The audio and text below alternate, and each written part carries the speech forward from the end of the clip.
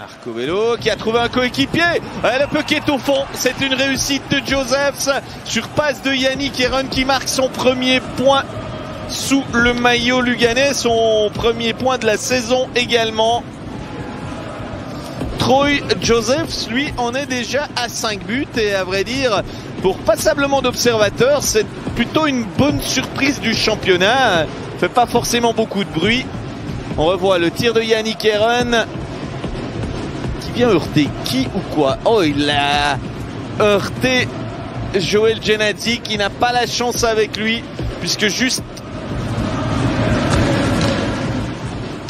Et les Luganais encore avec Arcobello qui se retrouve tout seul à côté du poteau de Boltzhauser, complètement démarqué, complètement oublié. Il y a vraiment des soucis avec le piqué de John Fust. Arcobello, lui, en profite pour marquer ce qu'il n'avait plus réussi depuis 9 matchs.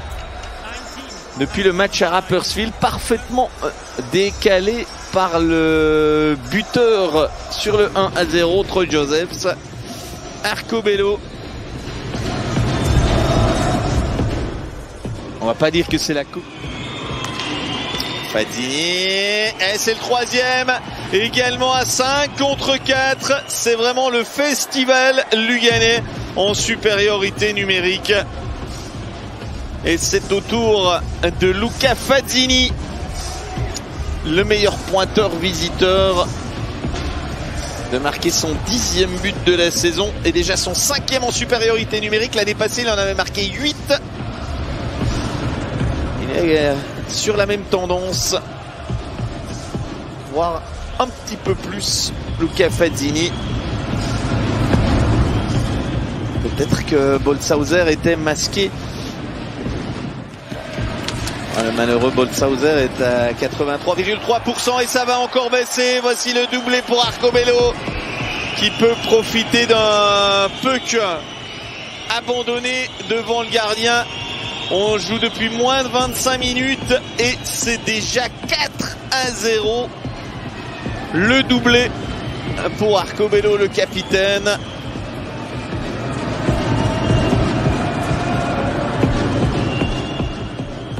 Elner qui donne un puck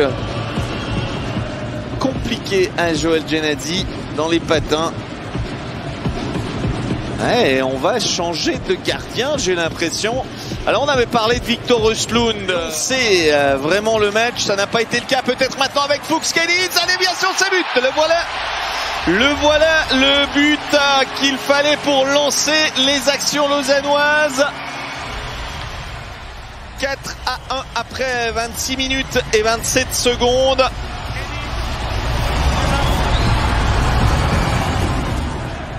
Ronald Kenins n'est pas en très grande forme ces derniers temps.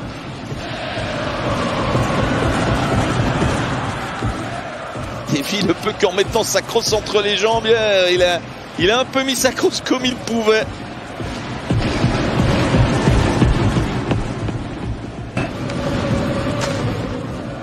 Oh là là, quel mauvais but. Romain Leffel. Eh bien, cette confiance pour Loris Huberti qui est en train de s'évaporer avec ce tir pris du camp de défense de la part de Romain Leffel. Deuxième but en 2 matchs pour le Neuchâtelois qui est de retour aux affaires et pas pour faire de la figuration. On revoit ce tir qui n'en était pas vraiment un. Il prend sa chance. J'ai envie de dire tactique Max Orley qui peut encore plus. Frolic. Tir d'Elner, le puck qui file au fond. Celui-là est aussi pour Faton qui n'a pas fait l'arrêt et les Lausannois avec Emerton qui s'est précipité dans le but. Je pense que c'est lui qui a touché en dernier, mais est-ce que ça pourrait être Sekac? On voit le tir appuyé et ensuite Emerton qui se jette. Les revenants sont vraiment de retour aux affaires. C'est un tir quand même très appuyé hein, de Fabian Eldner. Hudacek, le puck qui lui colle à la canne et c'est le 6-2. Ah, c'est un vrai sniper Hudacek et il prouve encore ses qualités. 6-2, à nouveau 4 buts de retard dans une soirée qui ressemble de plus en plus à une soirée porte ouverte.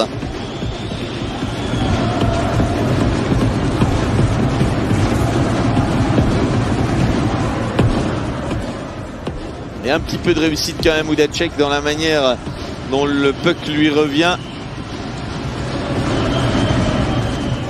Proche de la glace, plus proche de ce qui se passe.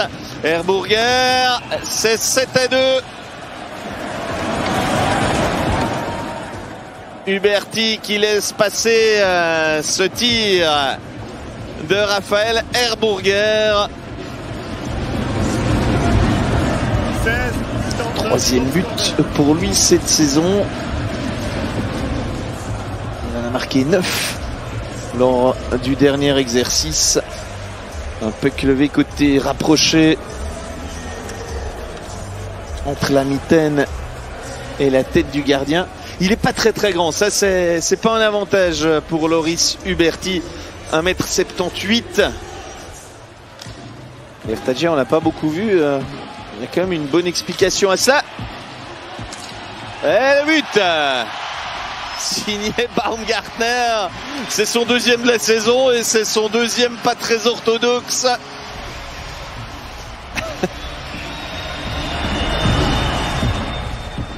Bah, il va être revu à la vidéo. Le but de Benjamin Baumgartner, l'attaquant autrichien. Il n'a pas vraiment réussi ses débuts, lui. Le draft des New Jersey Devils l'année passée. Alors, pas de but sur la glace. Visiblement, on part plutôt sur une annulation.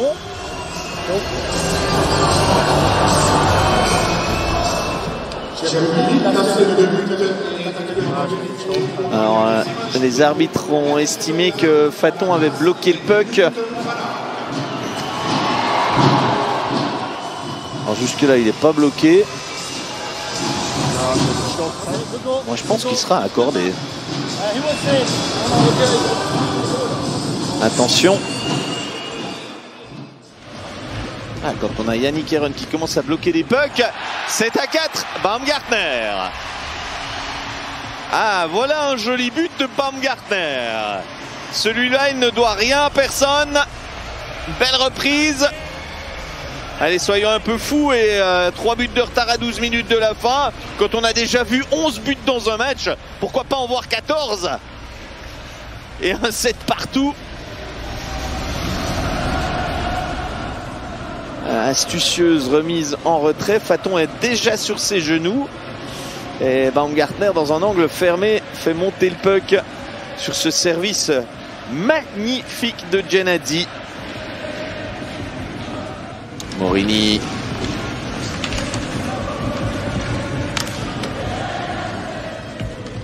Le tir dévié, c'est 8-4. Et c'est Vedova qui marque. En tout cas, c'est lui qui exulte.